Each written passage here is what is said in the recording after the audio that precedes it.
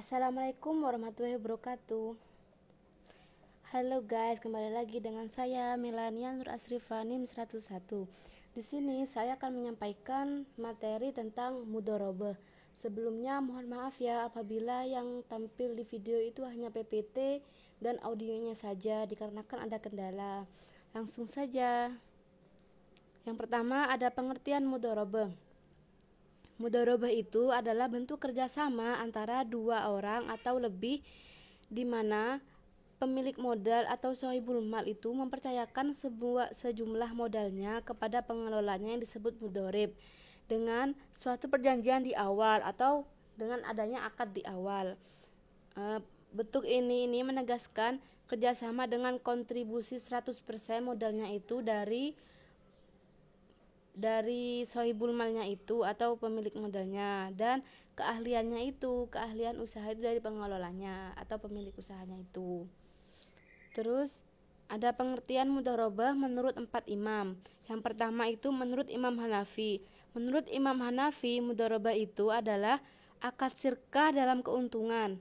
Satu pihak pemilik modal dan satu pihak lagi pemilik jasa. Lalu yang kedua ada menurut mazhab Hanabilah. Menurut mazhab Hanabilah, mudhorobah itu adalah pemilik harta mengeluarkan sebagian hartanya dengan ukuran tertentu atau dengan porsi tertentu kepada orang lain untuk diperdagangkan atau untuk diolah dengan bagian dari keuntungan yang telah diketahui. Yang ketiga itu menurut Imam Maliki. Menurut Imam Maliki, mudhorobah itu adalah akad perwakilan di mana pemilik harta itu mengeluarkan sebagian hartanya untuk dijadikan modal kepada orang lain agar modal tersebut itu diperdagangkan dengan pembayaran yang telah ditentukan. Pembayaran itu menggunakan emas atau perak. Bisa menggunakan emas atau perak. Lalu yang keempat itu menurut mazhab Syafi'i. Menurut mazhab Syafi'i, mudhorobah itu adalah akad yang menentukan seseorang menyerahkan hartanya kepada orang lain untuk diperdagangkan. Ini dari keempat pengertian ini intinya tuh sama. Satu pihak itu menyerahkan modalnya atau menyerahkan hartanya untuk diperdagangkan atau untuk dikelola. Lalu ada jenis-jenis akad. Ada dua jenis. Yang pertama ialah mudhorobah mutlakah, yaitu pemilik modal atau pemilik dana yang disebut sohibul mal itu memiliki kewenangan untuk melakukan apa saja atau menginterferensi bisnis yang berjalan agar berhasil dan sesuai dengan tujuan bisnis yang telah disepakati antara kedua belah pihak. Ini maksudnya misalnya saya punya bisnis peternakan ikan. Saya itu melakukan akad dengan salah satu investor. Investornya itu berhak mengintervensi bisnisnya saya sehingga si investor itu dapat merubah sistem bisnisnya. Misalnya kayak cara penjualannya, rekrutmen SDM-nya, pengelolaan keuangan dan sebagainya itu bisa dijalankan oleh investornya itu, bisa dirubah gitu. Terus yang kedua itu ada mudhorobah mukayyah. Ini sohibul mal ini tidak memiliki kewenangan atau tidak memiliki hak untuk mengatur usahanya, mengatur bisnisnya. Jadi ketika ada kesepakatan akad mudhorobah itu antara sohibul mal dengan pengusahanya itu atau mudhoribnya itu, kewenangan mengatur usaha 100% itu ada di pengusahanya itu. Pemilik modalnya itu hanya memberikan modal saja, tidak ikut campur di dalam usaha itu. Terus ada dasar hukum mudhorobah. Dasar hukum mudhorobah itu ada dua sumber. Yang pertama dari Al-Quran, yang kedua dari As-Sunnah. Yang dari Al-Quran itu ada di surat ke-62 ayat 10 yang berbunyi, apabila telah ditunaikan sholat, maka bertebaranlah kamu di muka bumi dan carilah karunia Allah Subhanahu wa taala.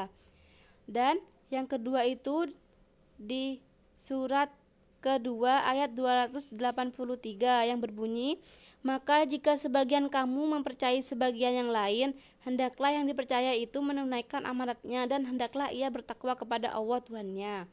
Lalu ada As-Sunnah. As-Sunnah itu ada di hadis riwayat Ibnu Majah yaitu 3 hal yang di dalamnya terdapat keberkatan, yaitu jual beli secara tangguh, mudharabah, dan mencampur adukan dengan tepung untuk keperluan rumah bukan untuk dijual. Dan yang kedua ada menurut hadis riwayat Muslim, Tirmizi, Nasai, Abu Daud, dan Ibnu Majah. Kaum muslimin ini terkait dengan syarat-syarat yang mereka buat, kecuali syarat yang mengharamkan halal atau menghalalkan yang haram.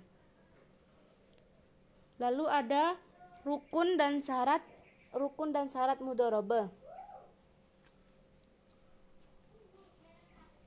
Yang pertama, sahibul mal dan mudharibnya itu harus memahami hukum. Yang kedua, sighat atau ijab kabul. Ijab kabul ini perlu ada kejelasan akad yang harus dikerjakan. Nih, yang harus diperhatikan dalam akad itu yang pertama, penawaran dan penerimaan harus secara eksplisit menunjukkan tujuan akad.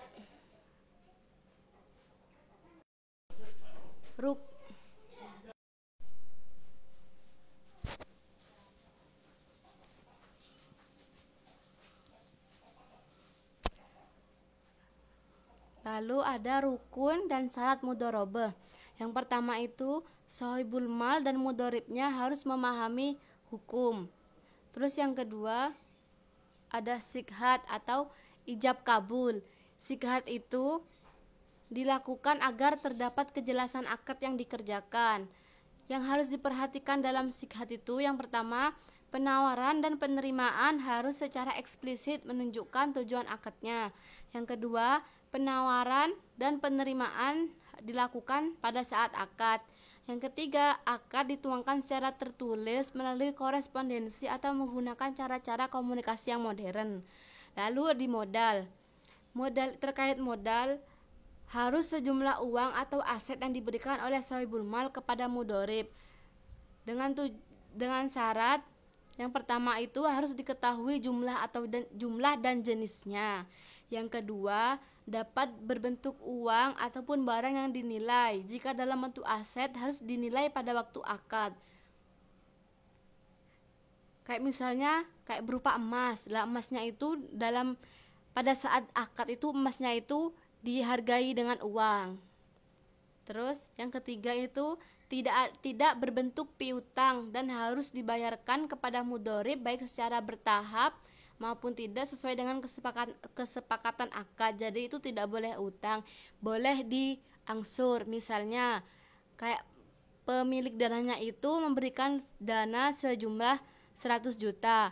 Dia di akad itu ada bunyi modal diberikan dua angsuran gitu. Jadi itu kan kayak misal sekarang terus nanti di akad itu mungkin bulan keberapa baru dikasih lagi gitu.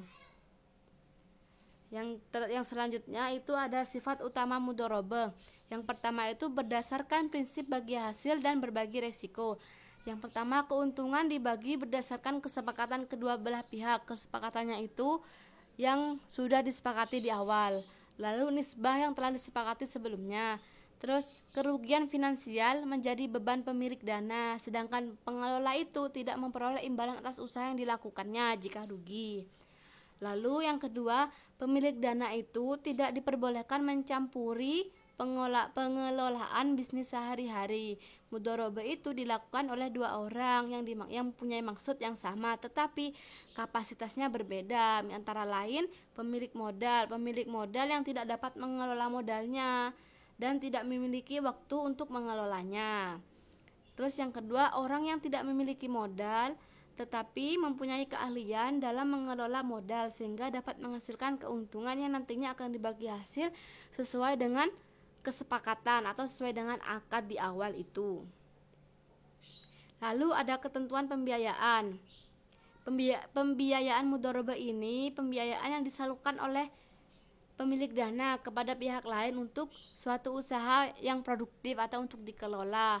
Terus yang kedua, pemilik dana membiayai 100% kebutuhan suatu usaha, sedangkan pengusahanya itu bertindak sebagai mudharib atau pengelolanya.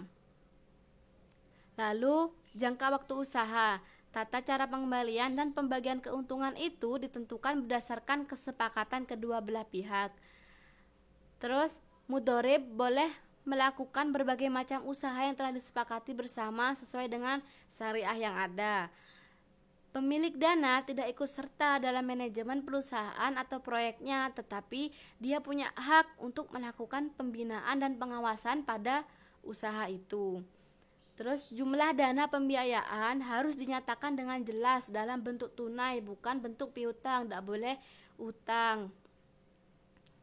Lalu pemilik dana itu sebagai penyedia dana menanggung semua kerugian dari mudhorobah itu, kecuali jika mudhoribnya atau jika pengelolanya itu melakukan kesalahan yang disengaja, lalai atau menyalahi perjanjian.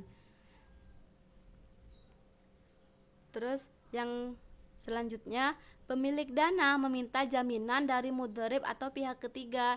Jaminan ini hanya dapat dicairkan apabila mudhorib terbukti melakukan pelanggaran dalam hal-hal yang telah disepakati bersama dalam akad. Lalu biaya operasional itu dibebankan kepada mudhorib atau pengelola usahanya. Yang terakhir, penyandang dana atau pemilik dana itu tidak melakukan kewajiban atau melakukan pelanggaran terhadap kesepakatan, maka mudhorib itu berhak mendapat ganti rugi atau biaya yang telah dikeluarkannya. Terus ada ketentuan hukum pembiayaan. Mudhorobah itu boleh dibatasi pada periode tertentu, misalnya melakukan akad dari tanggal segini sampai tanggal segini di tahun segini gitu. Misalnya saya investor itu buat akad mudhorobah dengan saya pada tanggal 5 tahun 2020. Lah akad itu hanya berlaku hanya sampai tanggal 6 bulan 5 2023 kayak gitu, ada batasnya. Terus yang kedua, kontrak itu tidak boleh dikaitkan dengan sebuah kejadian di masa depan yang belum tentu terjadi. Yang ketiga, mudhorobah itu sebenarnya tidak ada ganti rugi karena pada dasarnya mudhorobah itu bersifat amanah, kecuali akibat dari kesalahan yang disengaja, kelalaian ataupun pelanggaran kesepakatan tadi. Lalu yang keempat, jika salah satu pihak itu tidak menunaikan kewajibannya atau ada terjadi perselisihan antara kedua belah pihak, maka penyelesaiannya itu dilakukan melalui badan arbitrasi syariah setelah tidak tercapai kesepakatan melalui musyawarah. Jadi, jika kedua belah pihak itu ada kayak permasalahan atau persoalan yang tidak dapat diselesaikan, maka diselesaikannya itu melalui badan arbitrasi syariah. Lalu keuntungan mudhorobah. Keuntungan mudhorobah itu adalah jumlah yang didapat sebagai kelebihan dari modal dengan syarat yang harus dipenuhi, antara lain yang pertama, keuntungan itu harus diperuntukkan bagi kedua belah pihak, tidak boleh diisyaratkan untuk satu pihak saja. Yang kedua, bagian keuntungan proporsional bagi setiap pihak harus diketahui dan dinyatakan pada waktu kontrak, dan harus dalam bentuk persentase atau nisbah dari keuntungan sesuai kesepakatan. Misalnya, untuk pemilik dana 70% dan untuk pengelolanya keuntungannya 30%, kayak gitu. Itu harus disepakati di awal sebelum kita mengelola usaha itu.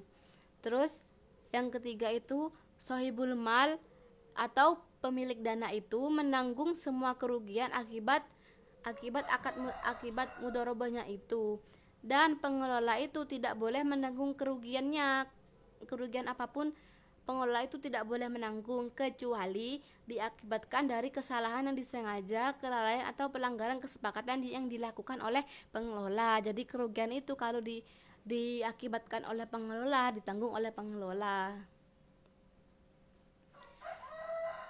Lalu ada berakhirnya akad mudhorobah. Akad mudhorobah itu akan berakhir jika ada salah satu pihak itu mengundurkan diri dari perjanjian dengan alasan apapun, dengan alasan yang diterima maupun tidak diterima. Karena pada akad mudhorobah ini harus ada dua belah pihak tanpa ada paksaan. Jadi jika satu sudah tidak mau atau tidak bersedia bekerja sama di akad mudharabah itu, jadi akad mudharabahnya itu bisa berakhir. Lalu yang kedua, dalam hal mudharabah tersebut dibatasi waktunya atau diberikan waktu yang jelas. Kayak yaitu tadi, kayak sudah sampai tanggalnya, misalnya dari tanggal 5 akadnya itu awal tanggal 5 sampai tanggal 30. Ya, tanggal 30-nya itu berarti akadnya sudah berakhir, sudah selesai batas waktunya. Terus yang ketiga, jika salah satunya meninggal dunia atau mengalami hilang akal sehingga dianggap sebagai hilangnya kesepakatan. Yang keempat, pengelolanya itu tidak menjalankan amanahnya sebagai pengelola usaha untuk mencapai tujuan ini sebagaimana dituangkan dalam akad tersebut. Jadi pengelolanya itu tidak melaksanakan tugasnya dengan baik, itu maka akadnya itu bisa berakhir. Terus yang ketiga, modal yang dimiliki sudah habis atau sudah tidak ada.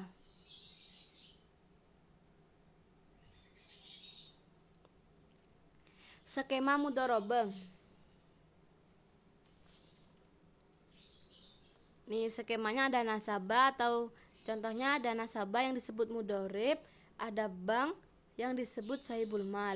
Di sini bank menyerahkan modalnya 100% kepada suatu usaha yang dijalankan oleh mudharib atau nasabahnya itu. 100% keahliannya dari mudharibnya itu, modalnya 100% dari banknya itu. Terus pembagian keuntungannya itu X% dan Y%. Misalnya keuntungannya ini atau nisbahnya ini disepakati di awal, misalnya untuk sahibul malnya itu 70% dan untuk nasabahnya atau mudharibnya itu 30%. Jadi misalnya keuntungannya 100 juta, jadi 100 juta dikali 70% itu adalah keuntungan milik bank, dan 100% kali 100 juta kali 30% itu hasilnya itu merupakan keuntungan milik mudharibnya itu. Jadi seperti itu misalnya.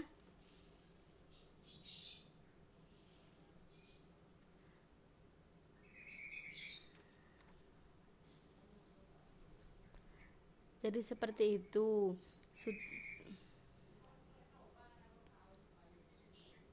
Terima kasih atas perhatiannya. Mohon maaf ya jika ada kekurangan, kesalahan kata, atau mungkin terlalu cepat atau tidak jelas. Bisa ditanyakan di komentar. Cukup sekian dari saya ya. Jangan lupa like, komen, dan subscribe. Terima kasih atas perhatian teman-teman. Jangan lupa tinggalkan komen ya apabila ada yang tidak jelas, mungkin ada yang ditanyakan dari akad mudharabah ini, mungkin saya bisa bantu menjawab. Bisa ditanyakan di kolom komentar. Jangan lupa di like dan di subscribe juga ya. Terima kasih. Wassalamualaikum warahmatullahi wabarakatuh. Goodbye guys.